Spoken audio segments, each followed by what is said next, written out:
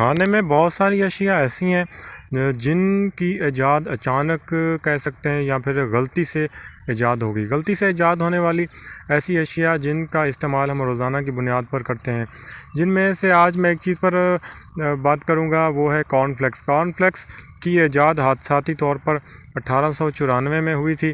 اس کے موجد کا نام کیٹ کیلوج تھا، اور جو کہ ایک ہاسپٹل میں مریضوں کو کھانا کھلانے کی ڈیوٹی پر مامور تھا. ایک دن اس نے مریضوں کو کھانا دینے کے لیے گندم کو ابالا، مگر کسی ضروری کام کے سبب اس سے ابلی ہوئی گندم کو دھوپ میں ہی چھوڑ کر چلا گیا.